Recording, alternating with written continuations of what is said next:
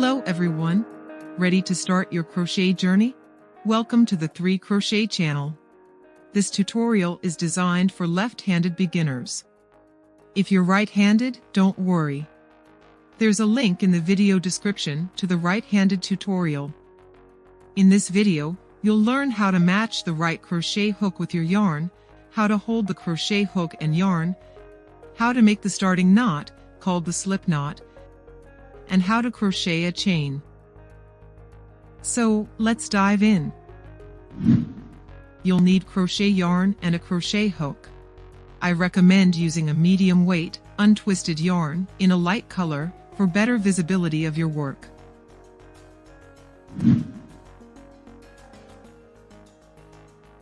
The recommended sizes are usually indicated on the yarn label.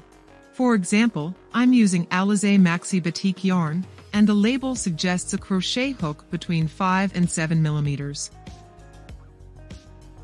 If you don't have the label, you can measure the yarn weight using the wraps per inch method. Here's how. Wrap the yarn around a large needle, a pencil, or a ruler. Make sure the yarn lies flat. Push the yarn together so there are no gaps between wraps. Smooth it out so it's neither too loose nor too tight. Use a ruler to count the number of wraps per inch. In my case, I have 12 wraps per inch, which means 12 wraps per 2.5 centimeters in the metric system. Then, use this chart to determine the yarn weight category and the recommended crochet hook size. You can find this information on the Craft Yarn Council website or download the chart from the link in the video description. In my case, the yarn weight is somewhere between 2 and 4, so the recommended crochet hook sizes are between 3.5 and 6.5 millimeters. For this type of yarn, I would probably choose a 5.5 millimeters crochet hook.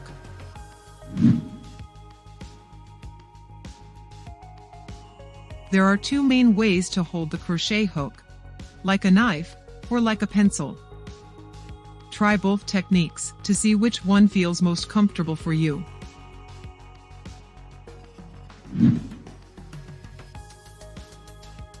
The way you hold the yarn in your non-dominant hand is crucial for adjusting yarn tension. There is no single correct method, as everyone has their own personal style. Here are 6 commonly used methods. Option 1.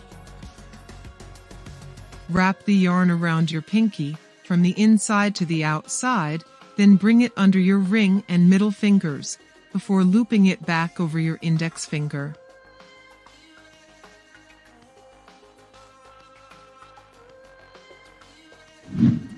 Option 2.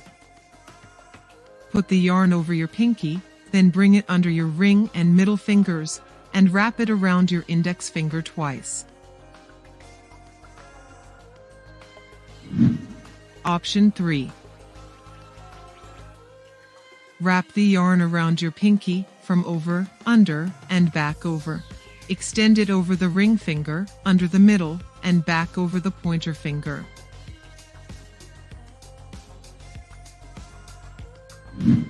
Option 4. Wrap the yarn over the ring finger, under the middle, and over the index finger.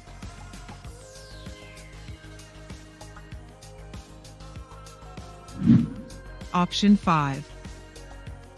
Simplify things by wrapping the yarn around your index finger multiple times.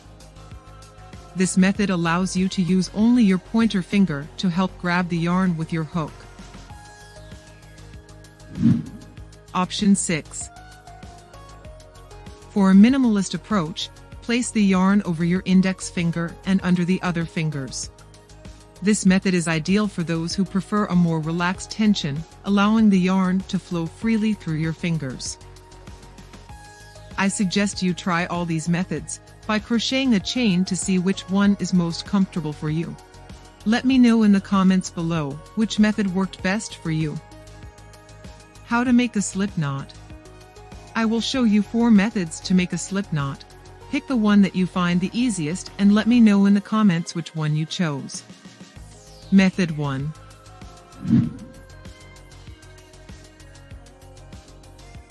Place the end of the yarn over the working part and form a loop. Insert the crochet hook from behind the loop, grab the yarn and pull it through the loop. Method 2.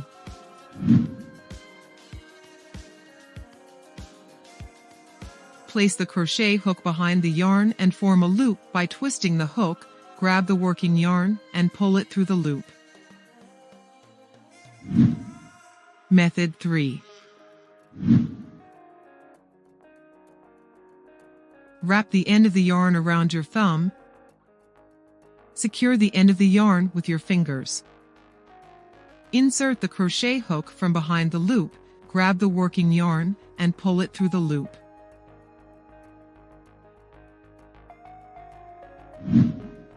Method 4.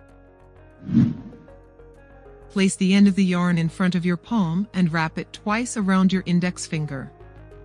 Pinch both strands between your thumb and middle finger. Pass the first loop over the second loop. Now take the back loop and pull it all the way over your finger. Insert the crochet hook into the loop and pull tight. Okay, now it's time to learn how to make the chain stitch. The abbreviation for this stitch is CH, and the graphic symbol is an oval. This stitch is so important that it is literally the second thing you should learn in crochet after mastering the slip knot. Most crochet projects start with a foundation chain, which is simply a series of loops, or stitches, specified by your pattern. The rest of your crochet project is built upon this foundation chain. In other words, if you don't know how to chain stitch, you simply cannot make a crochet project. So, let's get started. Place the yarn on your hand and make a slip knot. Grasp the knot between the thumb and middle fingers of your non-dominant hand. To begin, keep the crochet hook facing upward. Loop the working yarn over the hook from back to front. This maneuver is called a yarn over. Turn your crochet hook about a quarter turn clockwise. Pull the yarn through the slip knot and turn the hook back to its original position, facing upward. Now, you have your first chain stitch. As you crochet, move your thumb and index finger up the newly formed chain stitches, staying just a stitch or two away from the loop on the hook. This will help you maintain better control and tension as you make your stitches, not too tight, not too loose. Let's continue. Yarn over. Rotate down. Pull through the loop. Rotate up. Move up your fingers. Yarn over. Rotate down. Pull through the loop. Rotate up. Move up your fingers. It's crucial to turn the crochet hook up and down, otherwise, you might get the hook stuck in the loop. Rotate down. Pull through the loop. Rotate up. Move up your fingers. Yarn over. Rotate down. Pull through the loop. Rotate up. Move up your fingers. Repeat this sequence of movements until you have the desired number of chain stitches.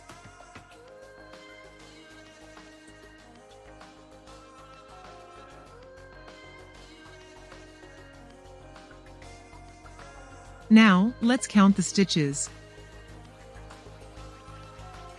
You'll see a series of V shapes. Each V is a single chain stitch. Important to note is that the slip knot and the loop on the crochet hook do not count as chain stitches. 1, 2, 3, 4, 5, 6, 7, 8, 9. On the back side of the chain, you will see the same number of bumps. Okay, I've made enough chain stitches, but you will continue. It's extremely important to master these movements.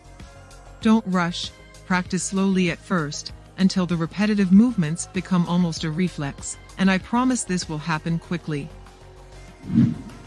In the next tutorial, you'll learn the basic crochet stitches so you can start your first project. If this tutorial was helpful, give it a like and subscribe. Happy crocheting until next time.